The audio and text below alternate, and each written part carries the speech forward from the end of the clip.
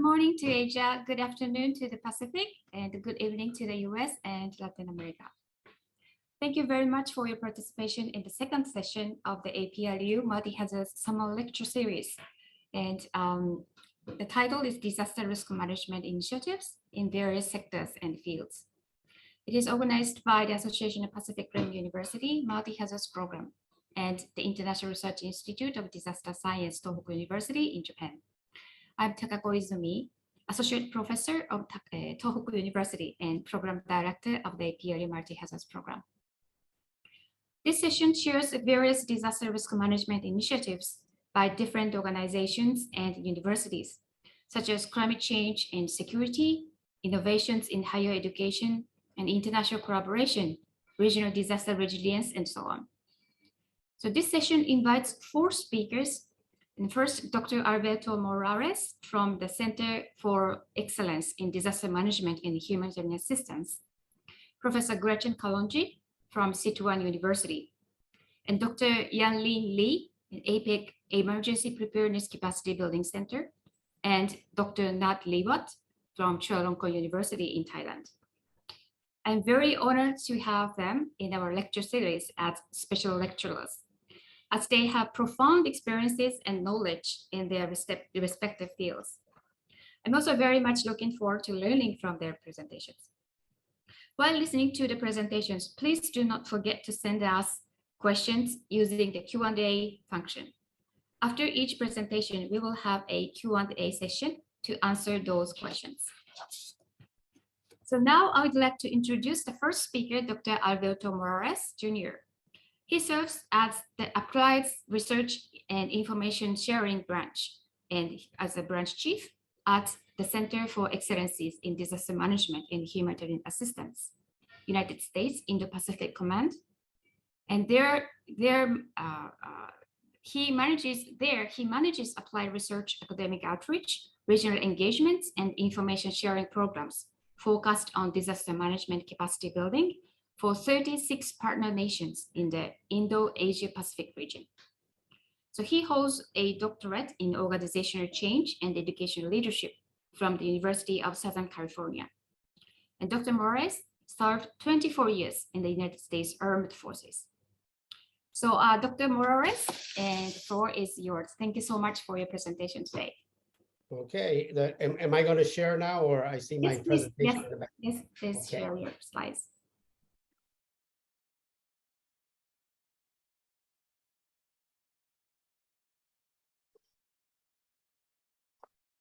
Okay, and can everybody hear me? Yes, we can hear you. Okay, great. And thank you. I would like to start by extending my most gracious aloha to APRU and my fellow panel members, distinguished guests, and most importantly, our Zoom colleagues from throughout the world.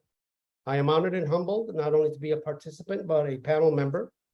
Thank you, Dr. Izumi, for the invitation. I am going to start by saying I'm going to provide a caveat and express that I'm not speaking on behalf of the United States Indo-Pacific Command, but as a member among its ranks. We're a very unique organization. We belong to United States Indo-Pacific Command in Honolulu, Hawaii, and we belong to the Department of Defense. And as you can see, our mission is to save lives and alleviate human suffering, which is very different from what people expect from the Department of Defense. And we are here to prepare our allies and partners to conduct and support humanitarian assistance. How do we do that? We do it through a variety of organizations, through academia, international non-NGOs and NGOs. And we have a very unique niche because congressionally, we can train US military and foreign militaries, as well as civilians and foreign civilians as well. That is something, if you're aware, US aid can only go civilian to civilian. US military can only go military to military. So we're in a very unique position to do this in the Department of Defense. So I'm going to reiterate some facts, and it's nothing that nobody, I think, would argue or be surprised, but the impacts of our changing climate can then manifest in many ways we are currently seeing across the globe. especially in the form of extreme weather, and how it translates to impacts on such things as water availability, food production and trade, migration, and potentially new threats not previously considered. My hope here is only to convey the complexity of challenge, that this is a concordant effort across all societies, and what disaster risk management initiatives we are implementing for enhanced civil-military cooperation. This is something, evolving DoD response to climate change is some of the publications. You can see that we started in 2001, and then there was 2010, and then there was a lull with a previous administration, but we are coming back into terms, and it is something that is critical for the Department of Defense and the U.S. government per se. Here are some key security policy documents dealing with climate change. Executive Order 14,008 puts climate change at the center of the country. And we can see with the Department of Defense, we have climate adaptation plans, we have done climate risk analysis, and we have done other policies that we are implementing not only at the federal level, but dwindling down into the combatant areas and the militaries per se, especially those military organizations that are more susceptible to foreign disaster response. So this is a whole of government approach that we are looking at. So I'm just going to speak at the part as the Department of Defense, more importantly, or more specifically, to Indo-PACOM.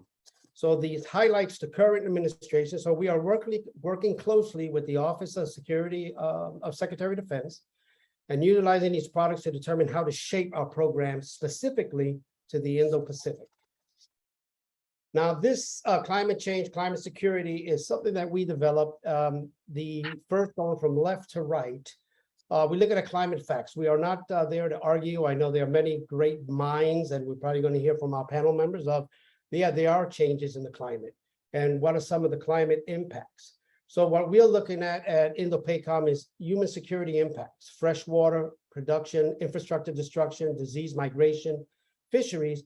And with these, you can go, as we go to the right, we start looking at state security impacts. How could these human security impacts exacerbate themselves to come into state security and then later maybe military impacts?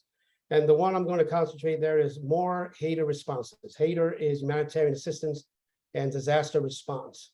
So we must improve our regional MIL as well as our civ-mil cooperation to meet these threats.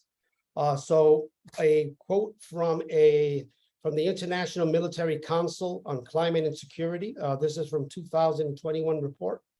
It says militaries will increasingly be asked to, one, mitigate climate change impact challenges in their own militaries, respond to increase in disasters, and thirdly, act directly in support of respective governments, particularly in countries where the military may be the best resource agency to respond.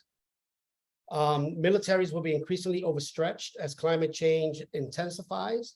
As the pace and intensity of extreme weather events increases, many countries are increasing their reliance on the military forces as first responders.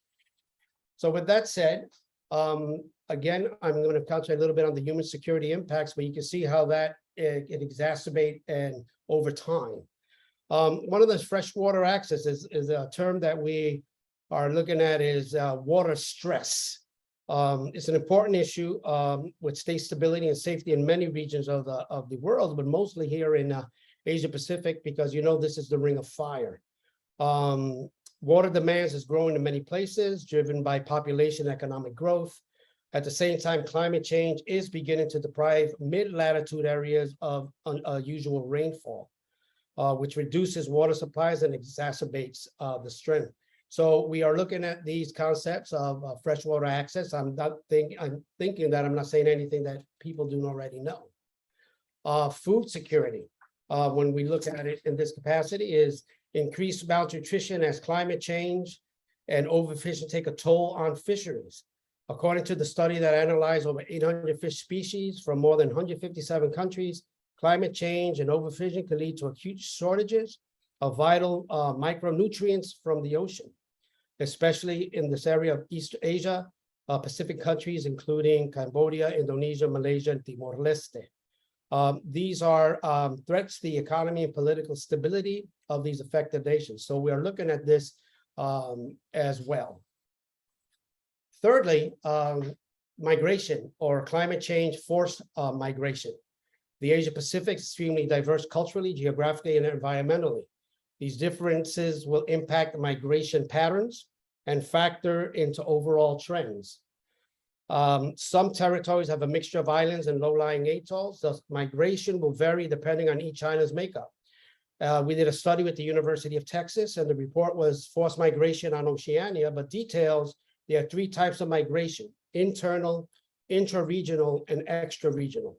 And we are looking at these as how the military or how Indo-PACOM will be responding to these migration patterns, and what we be aware of, and more importantly, what are the regional policies or treaties or programs that are available in that region that should be aware of in this particular scenario. With that said, the climate change, here's an impacts scorecard. And just looking at it on the extreme left, we have climate impact trends. On the right, climate impact outcomes. This comes from a IPC interactive atlas, which identified high to medium confidence of increases of heat extremes, mean air temperatures, relative sea levels, coastal flooding, etc. And we can see that there was a lot of high confidence in the East Asian, South Asia, Pacific Islands, Southeast Asia, our area that we're there. So this is something that US PACOM is looking at intensely with that said. So what are we doing? And that's where we're coming in. So against this backdrop, the Indo-Pacific Command established a climate change impact program to team with environmental security program to address the challenges to security, stability, military readiness, governmental readiness, that climate change will surely have a lead role in shaping the region. We have broken this up in 4 categories. In 4 sectors. And this is something that we are very nascent. When our new commander came in August, he pinned the rose on the CFE, that's the Center for Excellence, that he wanted us to be the impact program lead for the entire command.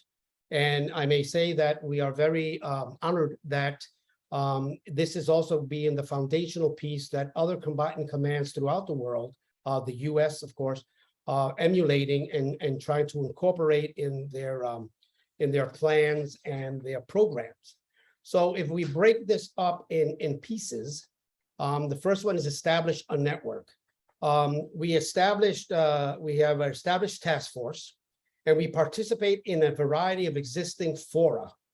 And if we look here, the Community for Indo-Pacific Climate Security, that is a program that we initiated called CIPSIS.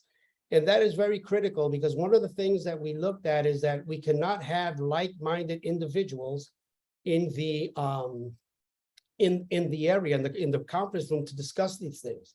So we went totally interagency across sectors of military, academia, governments, international NGOs, civil service organizations. We bring this whole holistic view because we have an old adage in the military. I was a United States Marine. If you give a Marine a hammer, everything's a nail, right? So we got to make sure that we have people from all walks of life and all areas to make sure that we are focusing and establishing these networks. One of the things that we did find was there was a lot of duplicate efforts, redundancies in some of these areas. So we try to find out what organizations are doing what. If the Corps of Engineers is doing the science, NOAA, the National Oceanographic and Atmospheric Agency, if they're doing the science, we step away from that. Those things are already been done. So we're reaching out to our allies and partners in the areas and saying, okay, what is of concern, climate change in your particular country, and how can we assist and how we can inject, and let us show you what we are trying to do and form this partnership. The second quarter is information and analysis. And we do have a website, but we participate a lot in regional organizations. We work a lot with ASEAN, with the Pacific Resilience Partnership, which is an umbrella organization in Oceania, which has the Pacific Island Forums, the Pacific Humanitarian Team, as well as the Society of Pacific Community. We're looking at data repository, original research. We are reaching out in our research program. We have a research academic partnership program that we go to graduate schools of universities and ask them, look, we have real world problems. We have real world research topics. Would you be interested in doing your capstone or your thesis on something like this? And we open the doors so we can get a different set of eyes and do this tripartite agreement with the military, with the civilians, and academia. So that is something that we are doing at this particular point. It has been successful, and it's something that we want to continue because we want to know what the lessons learned, best practices out there exist to tap into other universities. And right now, with this opportunity, networking with all of you to see, hey, we have these websites as well, Dr. Mo, and we could start sharing and collaborating on some of these items. The other quadrant that we have is preparedness to respond. In the Pacific, a lot of times the military or law enforcement are the first responders. So we have some courses that we do provide. One of them is called the Humanitarian Assistance Response Training HART. And we also have JHAWK, which is Joint Humanitarian Operations Course, USAID. And we try to demystify the area because the military usually are there for a specific role. We are not the lead in any capacity. USAID is always the lead. So we're there as a tool, providing helicopters, providing combat engineers per se, maybe medical, maybe communication, but mostly for assessment purposes, the helicopters. So we want to demystify the area because, as everybody knows, that in a disaster area, there are so many, it's the same space, but we have so many mandates, and we have to try to let people know what's happening in this area, and these courses are there. We are also incorporating humanitarian assistance related scenarios to our exercises, so that way the military is aware of who are the players, what we say, who's who in the zoo. So that can be something that we can utilize and make sure that we're all on the same sheet of music. I had a colleague, a good friend of mine from the World Food Program that used to tell me always, Mo, the first time we exchange business cards should not be the day of the disaster. These relationships have to start now, in which the military calls phase 0, which is a phase that exactly what is happening now. We're not talking, nothing's happening. There is no crisis at this particular moment. This is where we set up these partnerships and these things. Con plan is our plan that we use, and we're incorporating it for foreign disaster response. It is being written right now and incorporated on all our plans. So it's something that's there. Disaster Net program is a program that you're looking at. Is whoever's interested to know more about this particular program. This is not my forte, but we can give them those. And later on this year, we're going to be doing a climate change impact war game with the Office of the Secretary of Defense. And it's something like, what are we doing? I don't want to say war game, doesn't sound kinetic, but it's, look, what are happening? What are some of the key factors that we have to be aware of? What do we need to improve? What do we need to look at and make sure that our partners and us are on the same sheet of music? And lastly, on the last infrastructure portion is infrastructure and positions. The first one, PDC, is the Pacific Disaster Center Global. In conjunction with them, we are developing an analysis of vulnerable coastlines. And we're modeling them out 10 years, 15 years, 20 years out. Give us an idea of what's going on. What's the change in the scene? What's the change in the Indo-Pacific per se when it comes to aspects of ports and airports of that thing. Construction programs. We have a defense attaché at most of the embassies in the Indo-Pacific area. And what we do is we engage with them through our networks with our partners and say, look, these community centers need to be redone. These runways need to be enlarged, or these ports need to be updated per se. So when we have these initiatives that we do with military construction, or we have funds, this is something that we earmark with the information that we gather from our partners and our allies and academia, of course. And we always engage with these. So with that said, I think there's good news, but there's always a but, right? There's always going to be this but. So over the past decades, many Asians of the Pacific have straightened their resilience against numerous calamities. And I'm not going to read from the slide, but there's still a lot to be done. So with that, in closing, with a deliberate effort to help define what climate change and my greatest challenge means to each of our nations and militaries, we can work together on information sharing, best practices, and even partner on specific climate adaptation projects. The US government, the Department of Defense, and US PACOM are taking this very seriously. We are starting to apply significant resources to climate mitigation and adaptation. We are in this together, and we, as my boss says, Admiral Aquilino, we may just have to think, act, and operate differently to the climate change impact challenge. So with that said, with successful partnerships must be formed with national militaries, with first responders, with community-based agencies that provide aid and assistance to individuals in the disaster zones. We are adaptation, we are resilience, and we are investment. With that said, I'm at the 19-minute mark. I think, Dr. Izumi, with that, I am open for questions. Okay, thank you so much, Dr. Morales, and for your great presentation. And you really highlighted the issues related to climate change and natural disasters. So I think we already have a question for you. Okay. And are other types of disasters included in your mandate? I think it's beyond natural disasters. Yes. Okay.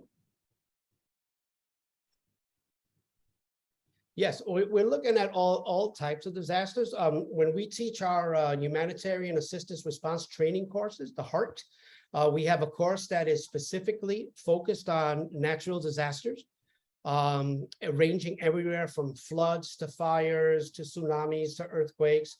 So we look at on the hydro side and the terra side, but also we also got to take into consideration complex emergencies and how those are exacerbated with politics, which seems to be. I'm sorry, that was my timer.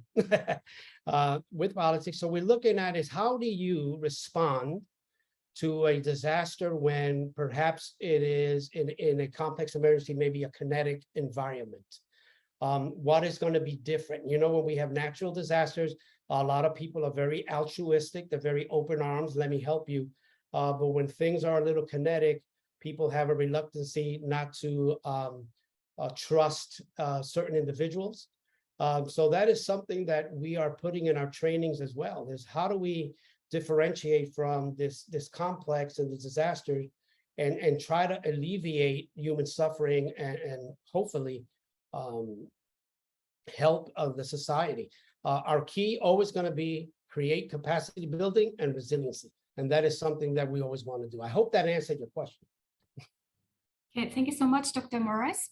And also, I think the last couple of years, because of the COVID-19, how did that impact on your training programs, and how that element is included in that is a great framework of response?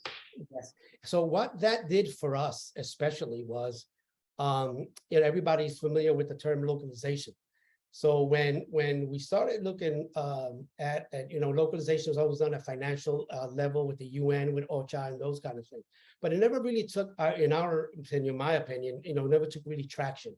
We had a disaster, and then all of a sudden, the big parties came in, the blue and the red came in and said, "Excuse me, people, get out of the way." So with the COVID, we started looking and saying, look, we need to start asking people on the ground, the civil service organizations, right? The people that know what's going on, right? Nobody, I am from an island and I'm from Puerto Rico originally. So I understand the island concepts and the flooding. So we have to ask people, okay, what is it that you want? You guide us, right? I'm not going to go in there because nobody's going to know about, like, Bangladesh has been, flooding for thousands of years. I think they understand that they're going to have flooding season in some times, right? What is it that we can do? So we started focusing our research on better ties within the military and the local actors who are on the ground, people that know what's going on. We use those academic reports to inform our embassies to say, look, you have a military construction or construction programs that we need to aid, in everything from hospitals to roadways to community centers. We need to start putting the right person in the right bus, but also you got to put them in the right seat. And a lot of times we were not putting them in the right seat. We were listening to the wrong individuals. So COVID, because it precluded us from going in, right? We had to think smarter and start thinking, hey, the people know what they need. Let's ask the people. So we are incorporating those aspects. In fact, our latest, last 2 years, a lot of our publications deal with localization and how the military can engage better, and how our security cooperation officers and how our our defense attachés could really benefit from listening instead of pushing. So I think that's a good thing on our side, I think. Yes, I totally agree with you, and thank you for addressing the importance of localization. We have to incorporate their strengths in our response and preparedness, I think. And on the other hand, I think we have been talking about the importance of localization for quite some time and for many years. But still, I think there are so many issues and problems and hurdles and obstacles. So what would be the challenges in terms of localization and how we should improve? Okay, and that's something that was one of our panel. In fact, you were on. I am part of the regional consultative group. That is a group headed by UN OCHA, CFE, my organization, and the Australian Civil Military Center at Canberra, Australia. And one of the things we did was, and I think one of the obstacles that we saw was information sharing and localization. Where was the breakdowns? Where is it? And we have found through the panels that usually, you have the information on the top side, as we call the headquarters, but sometimes it doesn't filter down to the right people, in the thing. My grandfather was illiterate, Dr. Izumi. So you couldn't give him anything, right? He had to have pictures. And if he saw a palm tree at an angle like this, he knew the velocity of the wind, and he knew what to do, for his animals and his crops and everything else. So the biggest obstacle that we saw was the sharing of information. And a lot of people forget that we have to include whenever we do policy, whenever we do frameworks, we have to include the civil service organizations in those chats. We cannot go from top down. We have to literally go from down up. So, and I think that was one of the challenges, is putting the right people in the right seats and listening to the population. We also did a study in which they said that the layer in which there is I guess the biggest delta of in the information sharing is going from the top to the practitioners in the bottom. We have to do a better job in exchanging information and listening. So that is something that the regional consultative group, and if I'm going to do a plug here, but we have our annual meeting in Bangkok in December, and one of the panels is going to be about climate change and localization and the information sharing, and those are the critical aspects of mitigation. We cannot do resilience if nobody is allowed to listen. That kind of thing. But anyway, I can go on. So. Thank you so much. It's very, very clear. Then now I think it's the time of the implementation. and involving the local communities, how we can strengthen our network, and as you mentioned, information sharing. So that kind of implementation is probably more important at this moment, I think. So thank you so much, Dr. Mo, and your presentation and answering all these questions. And we learned quite a lot about humanitarian assistance. Thank you so much. Thank you. Thank you. Oh, let me stop sharing.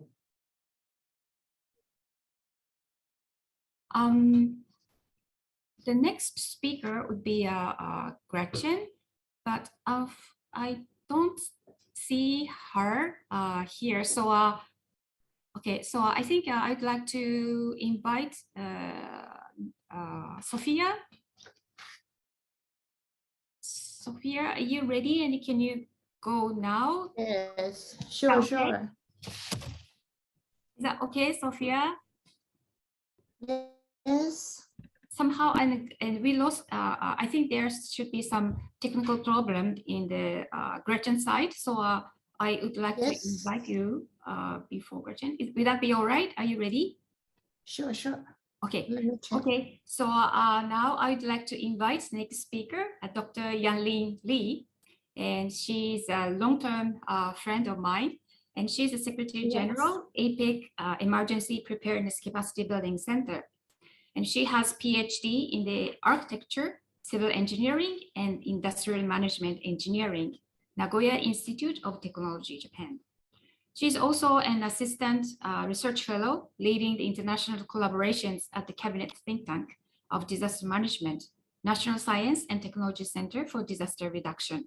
It's called NCDR in Taiwan since 2005. And she has a wealth of experience in policy making and capacity building through engaging public-private partnership to better prepare for the respond to natural disasters among APEC economies in cross-cutting issues. So thank you, Sophia, for your participation and in giving us the lecture today. So the floor is yours.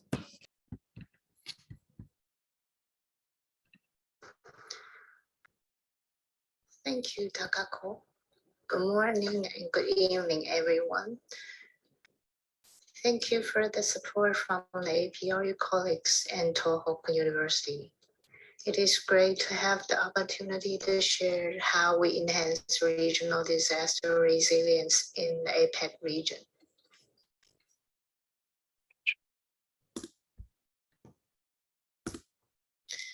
In order to sustain the competitive advantage and not to duplicate the efforts and resources from UN on relief, APEC focused on emergency preparedness and recovery stages to recover the economic activity from the catastrophes for safeguarding the transboundary and end-to-end issues in the region. With sustainable buyers and suppliers, the region economy activities can be a quality growth against supply chain interruption triggered by natural disaster. When people can make a living, the community can survive, the society can be stable, which can support the quality of life and ensure the quality of economic growth.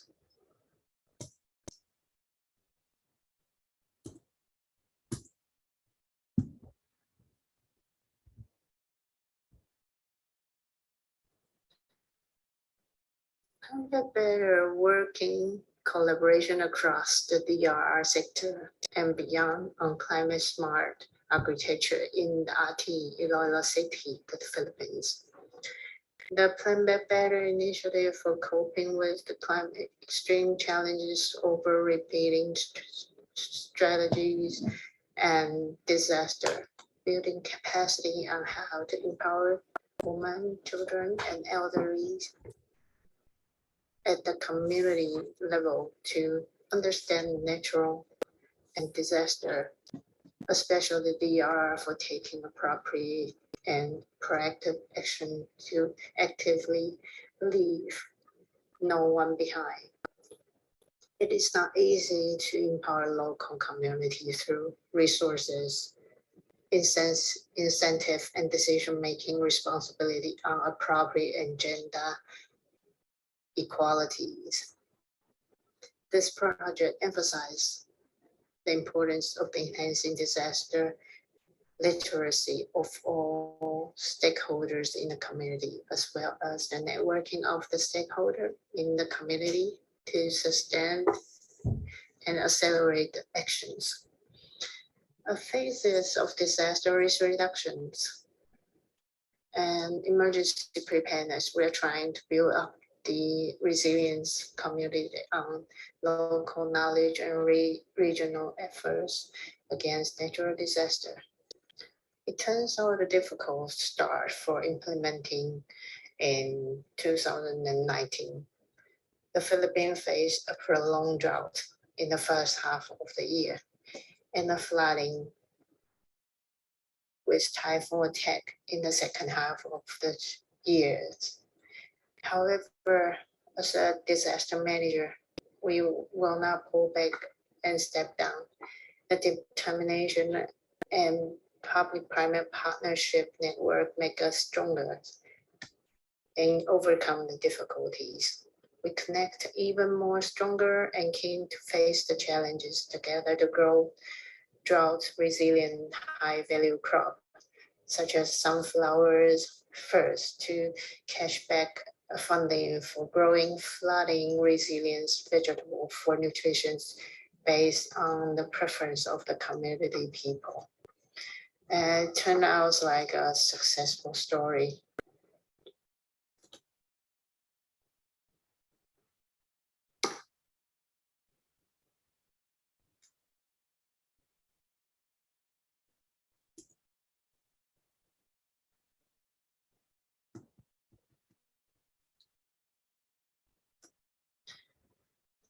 Climate Better initiative aims at community-based capacity buildings and preparedness for quick recovery of microeconomic activities through public-private partnerships.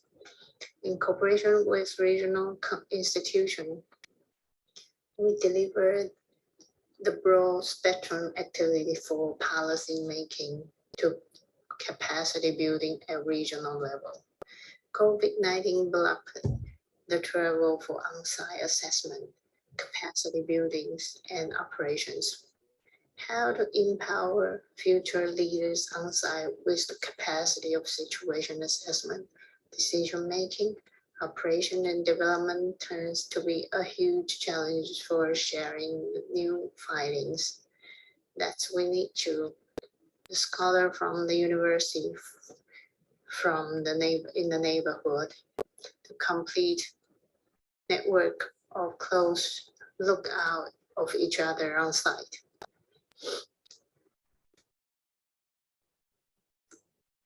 The BBT focused on promoting capacity building by adopting smarter and disaster resilient plantation of flower and vegetables.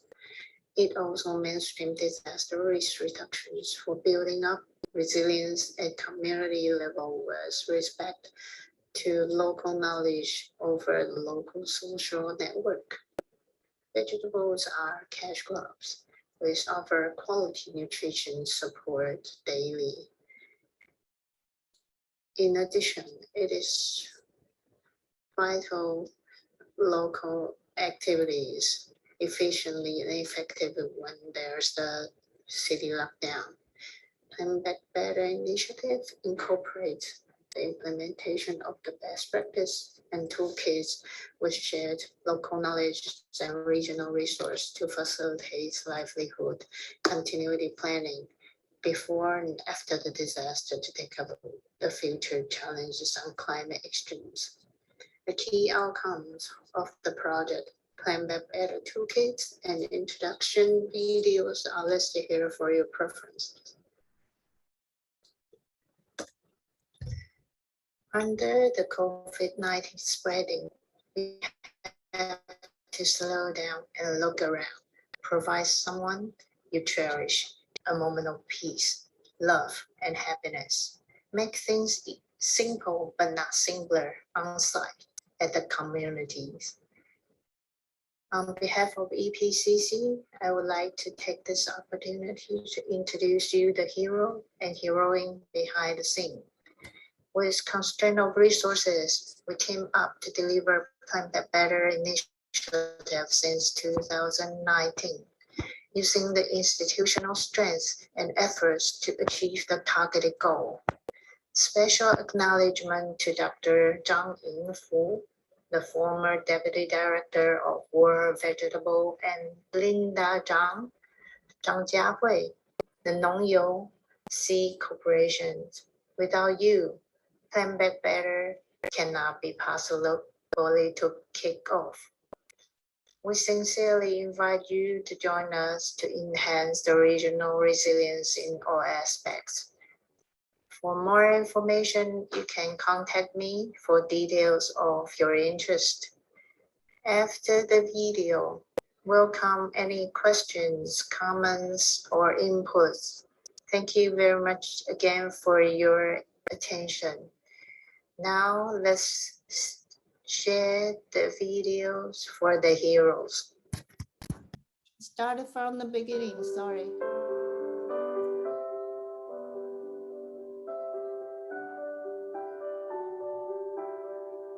Everyone was given the chance to have that common space to first to dialogue, to share what they think about the project, particularly in keeping a community garden.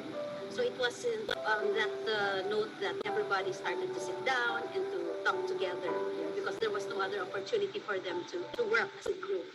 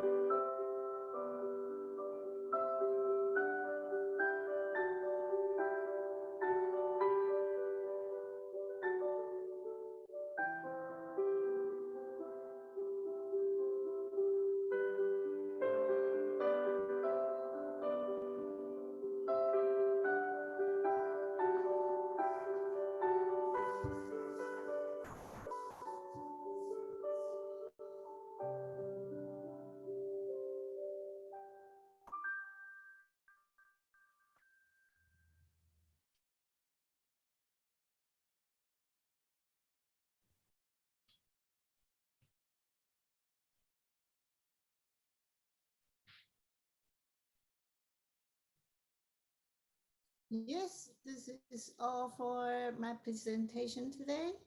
So thank you so much for introducing the project in the Philippines. And also, I'm quite interested in your center itself. You're from APEC Emergency Preparedness Capacity Building Center. So would you please explain a little bit about your center and your center is, the APEC structure is quite complicated and how and where your center is fit in the APEC framework. Yes, the APEC is mainly deal with the business operations, product and service life cycle. So most of the things involved in the circle of manufacturing operations, ease of doing business across the border and the ring of fire. We have 21 member economy along the Pacific Oceans, Asia, North America, and also South America. So we share most of the significant catastrophe in a really similar way. We share the losses every year, I think you can read the report from the United Nations and other World Bank report about some sort of 70% of catastrophe happens in the APEC region, and every year we suffer in the sky high losses around 100 billion US dollars.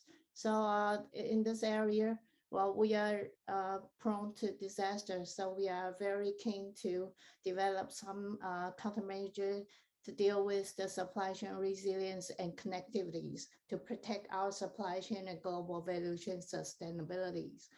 That EPW has been introduced into the APEC family after the Southeast Asia tsunami and earthquake in the year of 2004. We have a task force for emergency preparedness. And thereafter, we gradually developed into a working group. Formation is the solid working group with annual regular meetings and senior official management forums every year. This year, our meetings happen this month from 18th October to 20 October in Chiang Mai, Thailand. We will discuss how to sustainable development to balance the sustainability among the APEC region. EPCC was established in the year of 2015, mainly focused on the cross-border collaboration, invite investments to sustain the critical infrastructure resilience and safety in the region. Also, we have put a lot of efforts in dealing with the capacity building in the region. How to support the quality economic growth. From our viewpoint is to build up the resilient community to support the better environment for business. Not only for protecting people, we are trying to quick recover from the disaster to focus on the micro economy activity recovery. If the microeconomies can recover as quick as possible in a short time, it will bring us incentive to the buying and selling activities. If there's a buying and selling activities happens in the community, the society can deliver the business and logistic service into the society. So we don't have to save the people outside. They can save themselves. Just take the example of the Plan Back Better initiatives. In the lockdown area, in the lockdown period of COVID, they still can offer food, vegetable, flowers to the community. So they are becoming the helper, not only of the people in the affected area or resettlement area who receive the relief goods from us. That is good to see the people who stand up and live on their own, who become very confident in the future. That's what the EPCC are focused to do, to build the people's confidence after the disaster. People feel sad, people feel hopeless. So we are trying to do something to understand what they need and bring something simple for them to easy embed their local knowledge into the mechanism and try if they can change their environment and lifestyle quality of life, they can bring more things into the community, like the business activities. They even saw the excessive vegetable and flowers for cash. If they get the cash and fundings, they can do something of they want to build. That's why we see the community schools and the educators are focused on. And luckily, we have seen the community gradually develop into a better scale and scope. After the year of 2020, the neighboring community has been contacting us to develop some of their own. But under the city lockdown, we cannot operate the on-site assessment before the implementation. So we only maintain this RT as a pilot project to showcase other community how to do it. So they become a C trainer, to train the neighboring community to become a better community. That's another surprisingly output. We always learn from them, not only they learn from us. The difficulty that we found lately is that we have new findings, but it is very difficult to pass on the experience and findings to them. After the travel or travel for the 稍等一 emergency. 下，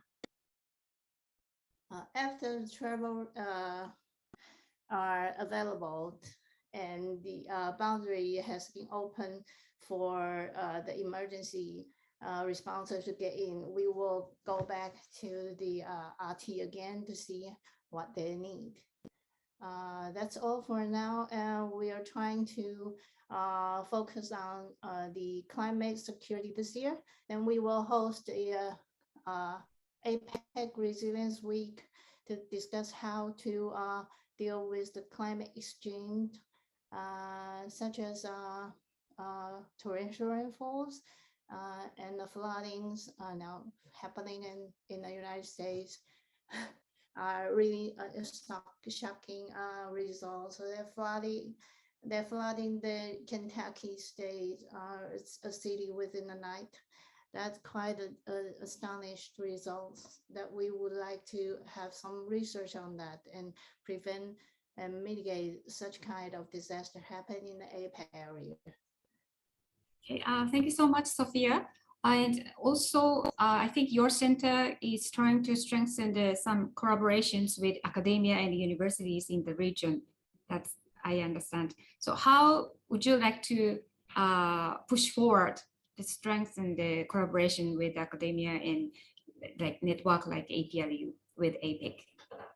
Yes, as you know that under the APEC EPW working group, only one center is established is EPCC, but only one center is not enough to have the capacity to service all the 21 member economy under APEC. That's why we initiate the public-private partnership framework. We are trying to coordinate with other university in the neighborhood around the Pacific Ocean or even in America or South America to monitor the situation on site for us, especially after the COVID-19 spreading. A lot of boundary closed down for traveling. The local situation and information are become difficult to access. We adopt the remote monitoring mechanism, but it seems that it is not enough. We need professionals to go on site to collect some of the data for analysis. Mostly are delivered records from the smart ICT is not sufficient. We need some more details of how they operate and what is the difficulties. The most critical part is to interview with the community people who are in need or in the affected area in a disaster site. Interview with them can obtain the precious data for us to develop further mechanism to benefit in their community. And that will be key to before planning to embed the local knowledge and preference into the project.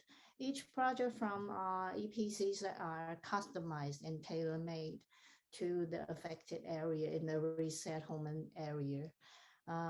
That's why we sincerely welcome and invite you to join us and provide some of the assistance from your expertise to deliver some of the local knowledge and information, especially on-site and field survey to us. Okay, thank you so much, Sophia. And I really look forward to our discussion, how we can strengthen our collaboration between your organization like APEC and also APRU as well. Yes, thank you. We are Thank you looking so much, forward to Dr. Lee. Thank you.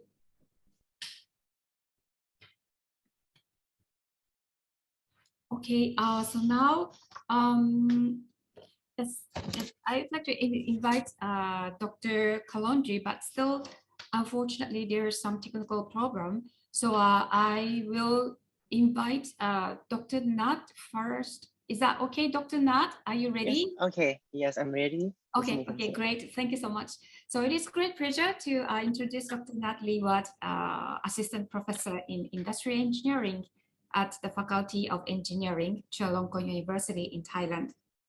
He is also an Assistant Dean of Chula Engineering, Director of the Risk and Disaster Management Program, and Head of the Disaster and Risk Management Information Systems Research Unit of Chulalongkorn University. And he was also an assistant professor at Tohoku University and a system analysis at the Bank of Thailand.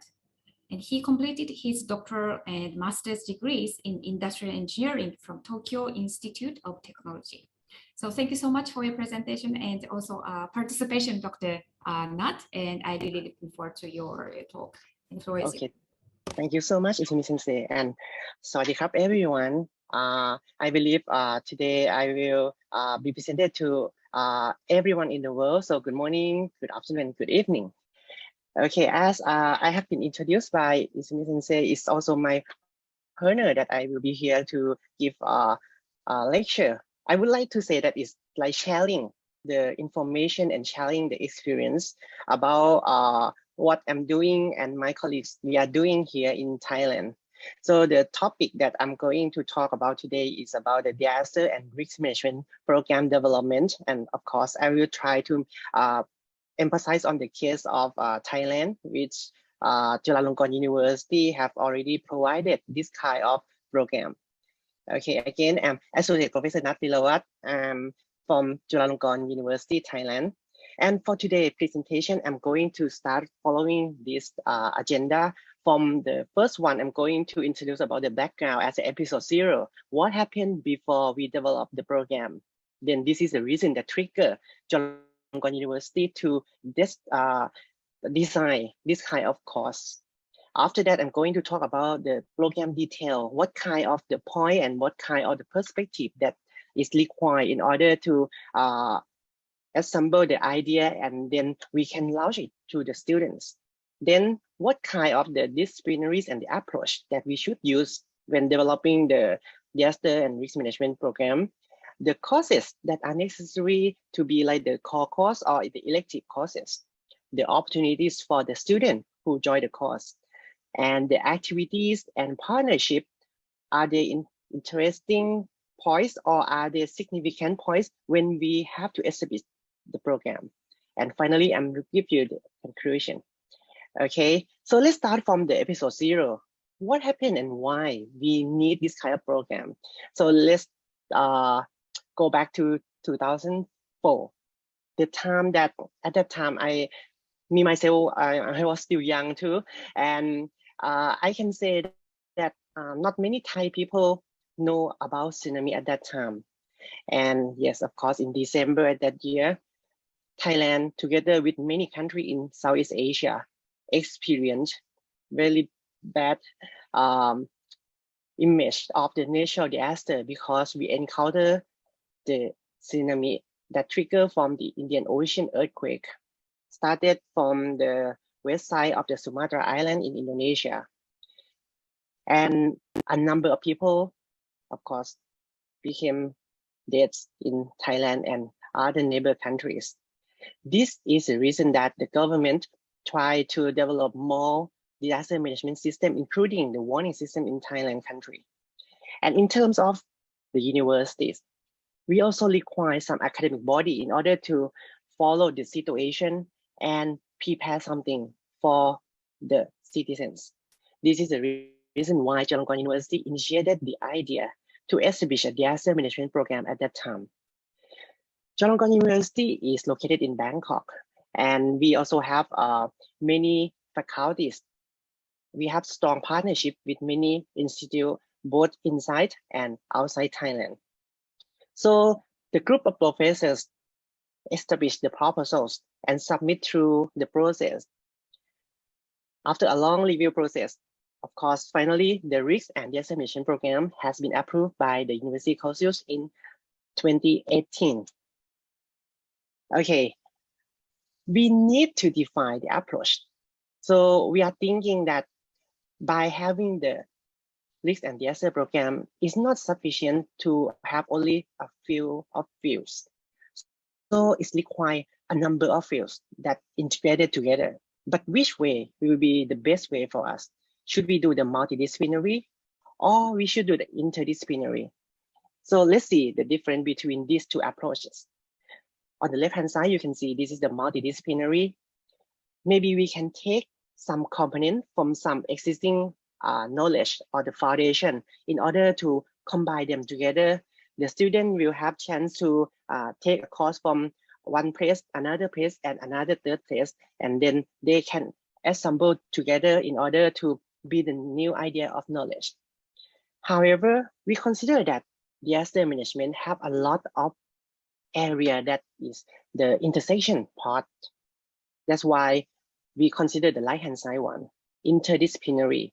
Those intersection parts can be combined, and it will be the way we create new core courses of this program. Okay, and then we start to think about the focusing points. What kind of thing we should do after we know we should go on with the interdisciplinary program? Yes, first, we need to be able to integrate the related knowledge in the fields inside the university. This is the reason that many professors joined the meeting and brainstorm together, and we decided that we should integrate the physical science, the health science, and the social science into the program.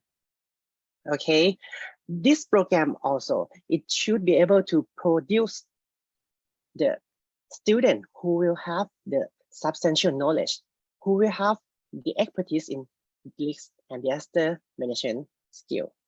They should also have some other skill in order to apply and integrate the theory into practice. They require some practical skills such as communication skills, as well as the systematic thinking processes. For example, simulation and modeling, process management, and others. The core courses of this program, this is one of the highlights of this program development. It should be designed to ensure that students with a bachelor's degree in any field will be able to understand and enjoy learning with us. So it means no matter what kind of undergrad program you graduated from, you should be able to learn in this program. We don't want to create any obstacles in order to prohibit anyone who would like to know and learn more about risk and disaster management. And this program should focus on giving the best learning experience and bringing out the best potential from each individual students. Okay, then now we know that the ingredient that will combine together to be our recipe, we already have the interdisciplinary approach. We also think that learning from the real experience from professors, from practitioners, will be another ingredient that is really necessary for the students. And in our programs, we have both Thai and foreign professors. That's why we consider this is a bilingual program that the foreign professor also use English as the main medium in order to teach the student in the course. Of course, students who choose the foreign professor to be their advisor for the thesis, they will have to do the thesis in English. And that is all the story that we generate and create. We cook everything together from those ingredients to be the Master of Science in Risk and Disaster Management programs, or we call it RGM program in Chulalongkorn University, with the idea of always prepare, timely reaction, and mitigating loss. Okay, then what kind of discipline that should be input into this program? I already mentioned that it should be like science, health science, social science, right? But we also go deep down into more detail. When we talk about the strategy or the way to reduce the risk from disaster, people would think about the way to reduce the vulnerability, the way to reduce the exposure, or the way that we can increase the resilience, because we cannot stop the disaster itself. So when we need the preparedness in order to reduce the vulnerability, what kind of thing we should do? Let's talk about the physical infrastructure. Of course, we need the knowledge from engineer. We need the knowledge from architecture. That's why engineering field and architecture field, of course, they should be added into this program. But some soft skill like the communication, especially the crisis communication or disaster communication, they are also the necessary part that the people should have. The practitioner in the field, the leader in the organization, the people who have to be in the news agencies, they require this kind of skill in order to make the accurate and timely information in order to provide the situation and the status of situation to everyone. Law is also quite important. In Thailand, we also have the law related to disaster, and this is the place that students should learn. Medical science and economics, as well as nursing. These fields are also necessary because we require this kind of knowledge when we conducted the disaster recovery, disaster reconstruction, as well as the disaster prevention and mitigation. Sometimes when we think about the approach for storage backing up, the approach for purchasing the insurance to transfer the risk, the approach to secure some disaster bond or some other way, this kind of tools require the knowledge from those fields of economy. Science, of course, we need to know the mechanisms and algorithms of all the disasters. That's why science, no matter what kind of the specific field, they are really important for the risk and disaster management area. Political science, because the policies will be effective or not, it also depends on the way that the decision maker or the public policies maker can provide and can use it. It will be effective or not, depend on those kind of area. Psychology, when something happened to the community after the major disaster, of course, we need to help not only recover the hard infrastructure, but also the mental situation of the people. That is why we require the psychology area as well.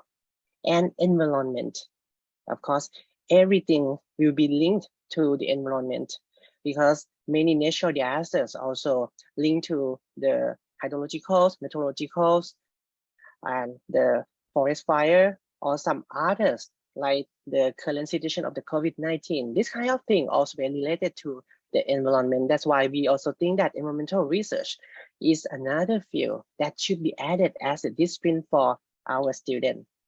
As a result, with the strength of Chulalongkorn University, we can create this interdisciplinary program founded together with the strong collaboration with many faculties, including the faculties of engineering, faculty of architecture, faculty of communication arts, faculty of law, faculty of medicine, faculty of economics, faculty of nursing, faculty of science, faculty of political science, faculty of psychology, environmental research institutes. And because we need one space to be the place that will organize and do all the administration for this program. That's why graduate school is the perfect place for us to do here. About the courses that we need to use in this program, we separated the courses into two categories. The first one is the core courses that we created newly just for this program. There are only 3 courses, but we believe that these 3 courses already provide some idea, theory, and basic framework for the student in order to go deep down into their research and go deep down into other elective courses that the student will choose in the future. The first core course is the disaster management. Here, the student will learn the definition about the disaster. They will learn some current tools or current technology that can be applied to reduce the risk of the disaster as well. The second course is the research methodology in disaster management, of course, because this is a master degree program with the thesis. That's why students should be able to use the research tools, research design, research methodology when he or she will conduct the thesis research. So this course will provide the basic foundation for them to use both quantitative and qualitative tools for research. And the third one, seminar in risk and disaster management. This is like the floor for many internal and external experts that will come to give a talk for our students. Then they will learn from those real experience what kind of thing is necessary, what kind of thing is a current trend, what kind of thing is a current problem. Then they will know the trend that they can choose and propose for their thesis topic. Let's talk about the elective courses. We have a number of elective courses because we have more than 20 professors come from those 10 faculties, including the emergency management, the special topics in disaster management. This one is a special course that we provided just for in case which year that we need to open emergencies, open some courses depend on the situation of the disaster in that year.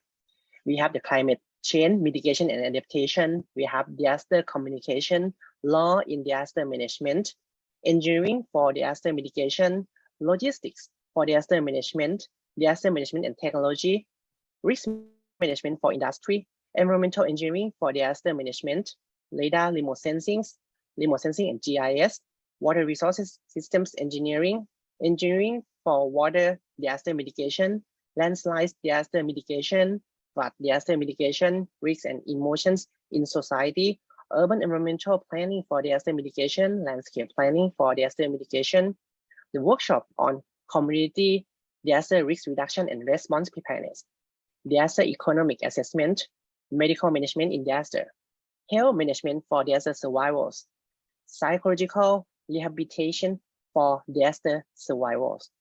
So you can see that we have the list, but not all the lists are required that students have to take for the elective courses. So students can just choose what they want to learn, probably maybe from the suggestion of his or her advisors, or depend on the his or her personal interest.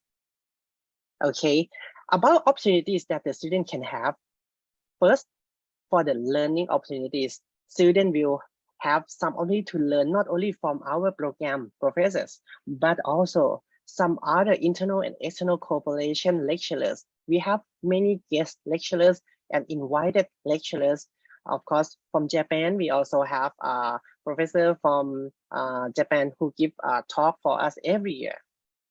The student also has the possibility to enroll in other courses outside the list that I already informed you, because we have very strong connection with other faculties. But of course, it depends on the decision of those faculty as well as the program committee, that the committee will decide that if there is any relationship between the course that the student plan to enroll. Students also receive the support in terms of education and research. And for the job opportunities, we can classify that there are 4 opportunities for them when they graduate from the risk and disaster management. First, to work in the public sector, to help the community, to help the region and nation. Second, for private sector, to apply the risk and disaster management into some process or some part for their companies, for the private hospital, for the factory, and so on. The third one, to work with the NGO. And the last one, to work in the international and regional organizations. Okay, the activities that a student can do in terms of participation, not only in the courses, but also we have many extracurricular activities. So in the picture, you can see on the right-hand side, this is the workshop that we conducted together with Keio University and Nagoya Institute of Technology every year for the emergency management workshop. We also collaborated with the Thai Red Cross Disaster Operation Center, so students can learn from the site.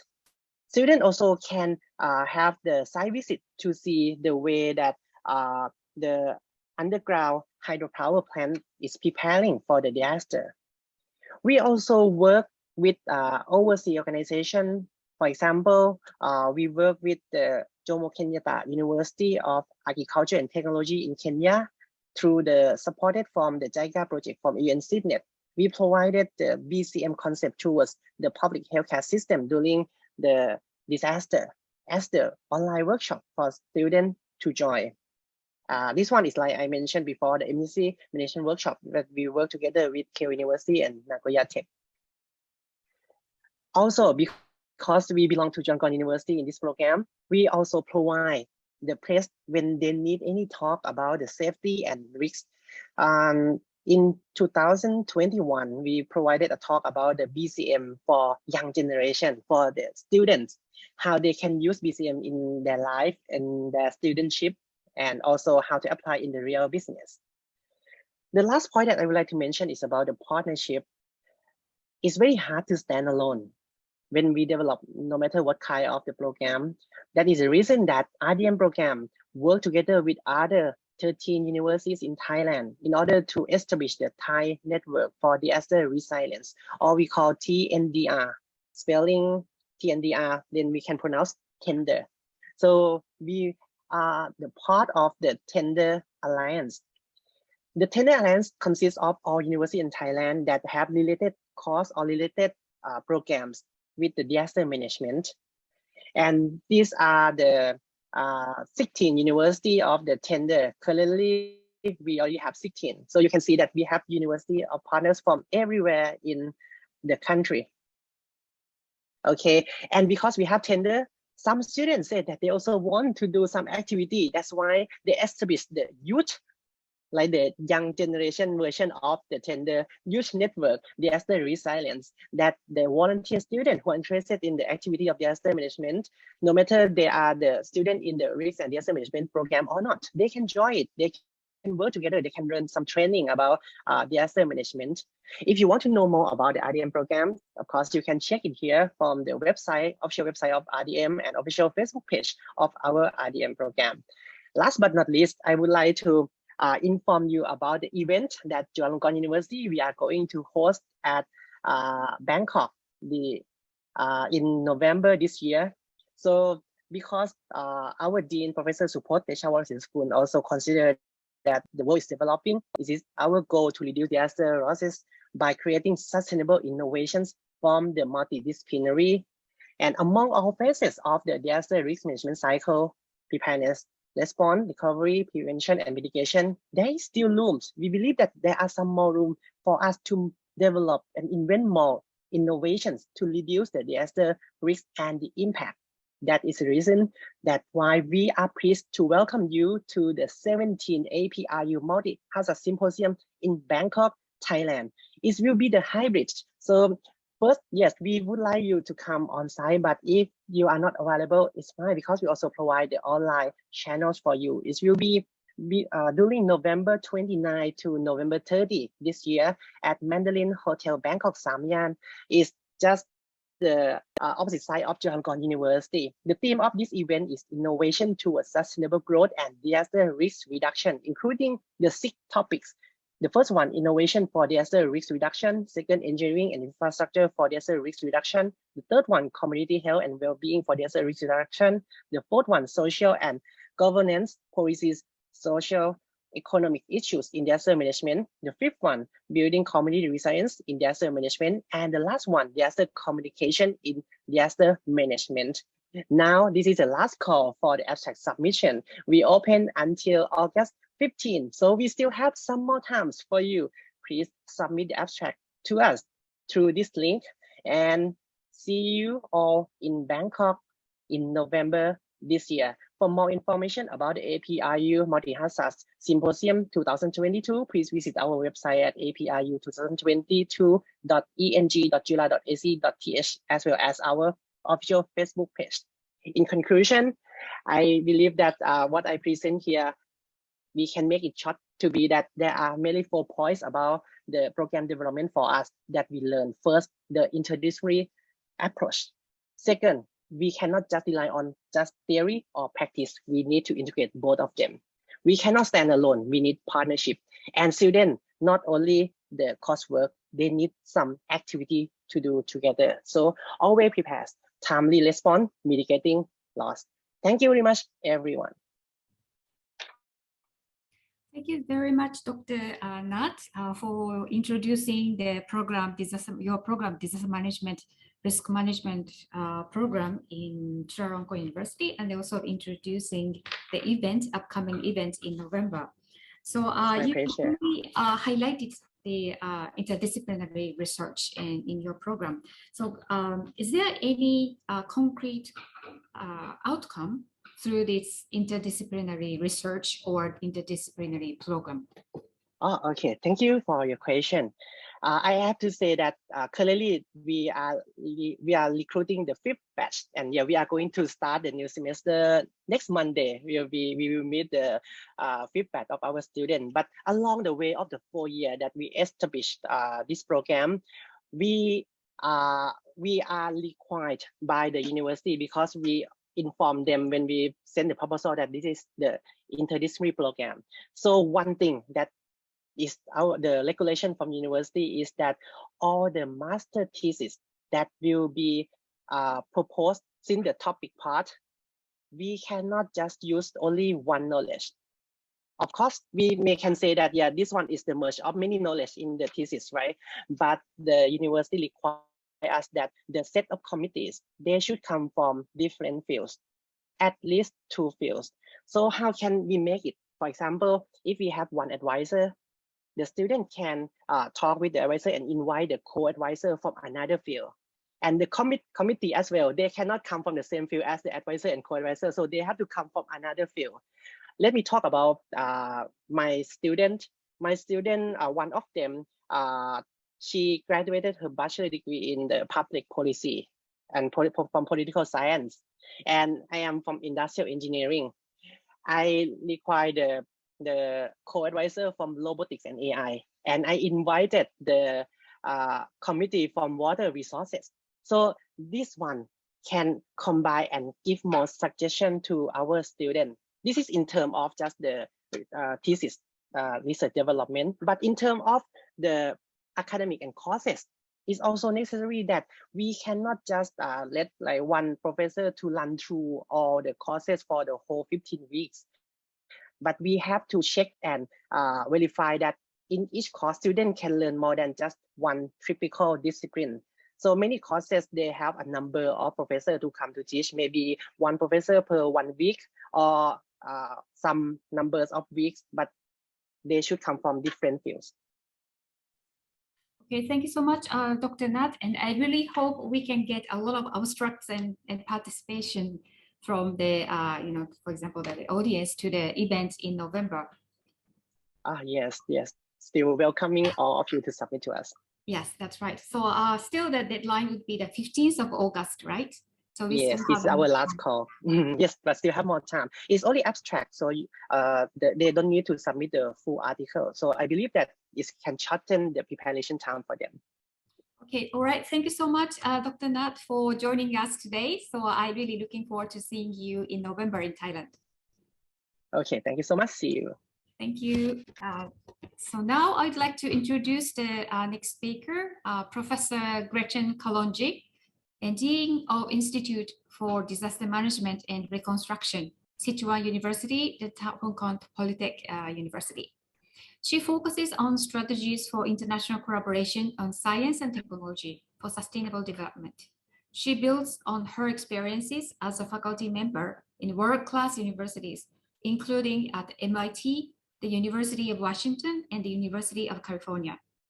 From 2010 to 2014, she served as the Assistant Director General for Natural Sciences at UNESCO.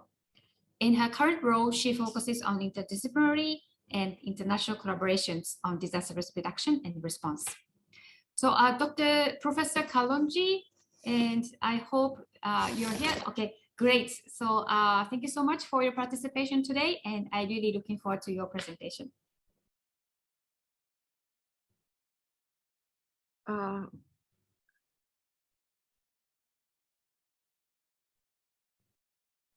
Can you see it? Yes, we can see the slides. Okay, thank you. So I know I only have 20 minutes and I have a lot of things that I want to talk about, but I will try and focus on some of the most important topics. My main message is that our universities and research institutes need to more effectively integrate the university educational programs with the research initiatives.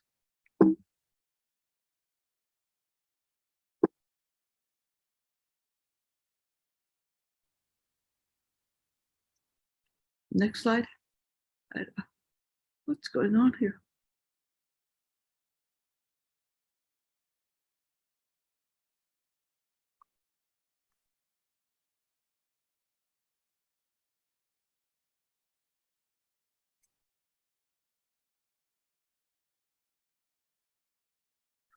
So my main topics are, how do we build this new field of disaster sciences? As we all know, it's something that nobody knows exactly what it means. What is it? And then my topics are how to relate to the development of material science. And then examples of what are our strategies at IDMR and how we can move forward.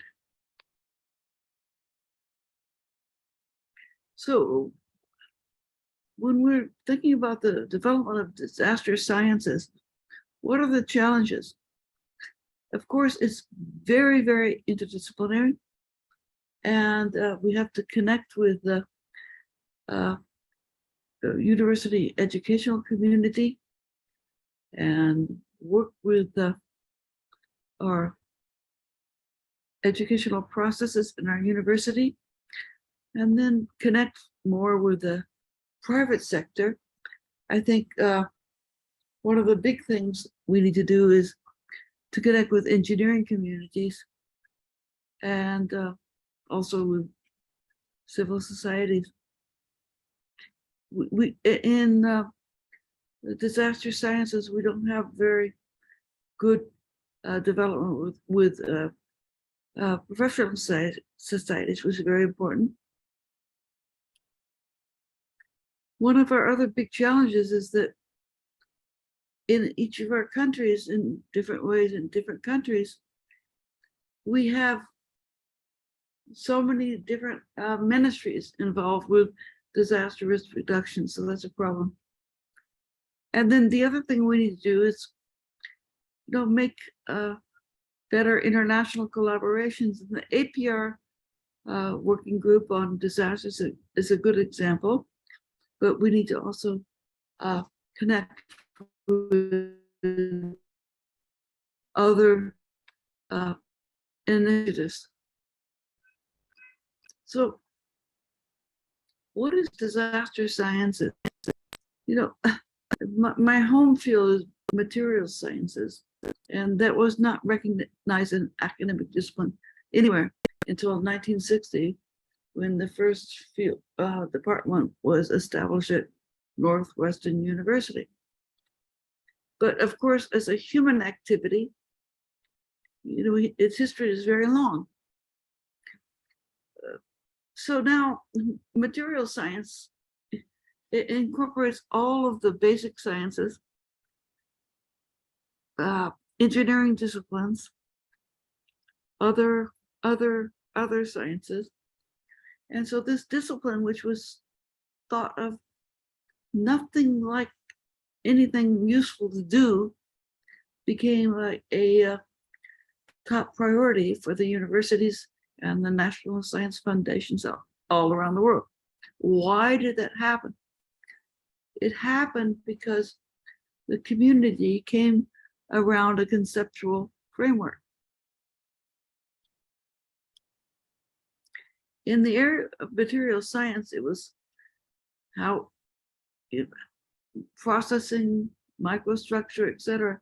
The most important thing is that quote here, that material science was the first discipline emerging from fusion rather than fission.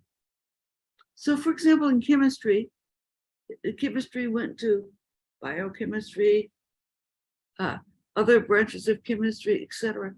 But material science brought all those things together.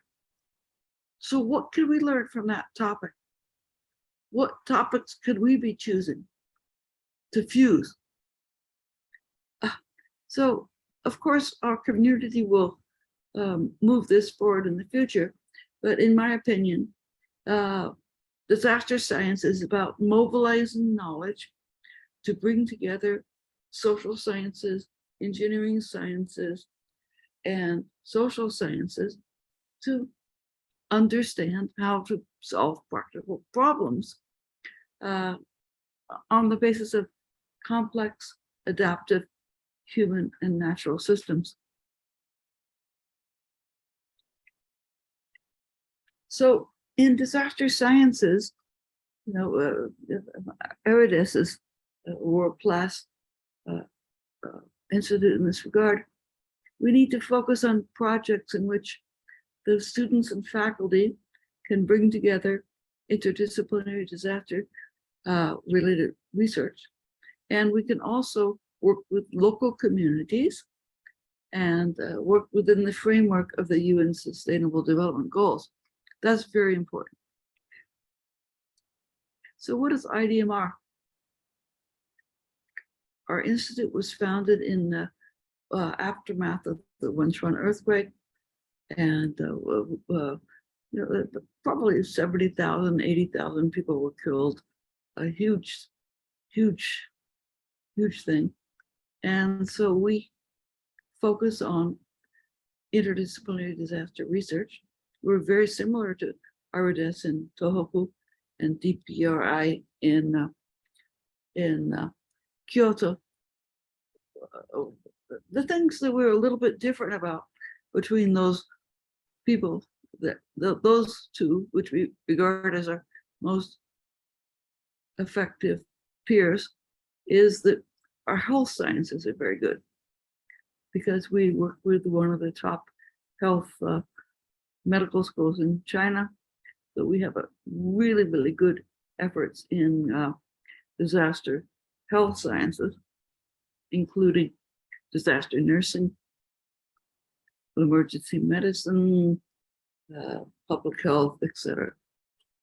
The other thing that makes us a little bit different from Eridis and from our DPRI colleagues in Kyoto is that we actually offer our own degree programs. Our own degree programs include master's and PhD programs in safety sciences and disaster management, but we're also working on undergraduate degree programs. So the models of our colleagues in our most effective universities in Japan is that we actually make our own degree programs. I think the other interesting thing about our institute is that we have very strong connections with UN system and various projects. Of course, in our area with Western China, we have very, very good and connection with poverty reduction and social sciences. So this is a very strange picture. It shows our current institute. We're getting a new building with the connection of the Hong Kong Jockey Club. That's building B. It's a bit strange that there's building A and building C. The building B was projected and now it's going to be built and will give us more research capacity in geohazards and water related research. So what is IDMR? Well, basically, we have PhD programs and master's programs under the title of Safety, Science, and Engineering, which is approved by the Chinese Ministry of Education. And then, but we also have the only master's program in China in disaster nursing. And then we have students from other majors who join our programs with 40 doctoral supervisors. And we also have this innovation class, which I want to talk about in a few minutes for undergraduate students. But we also teach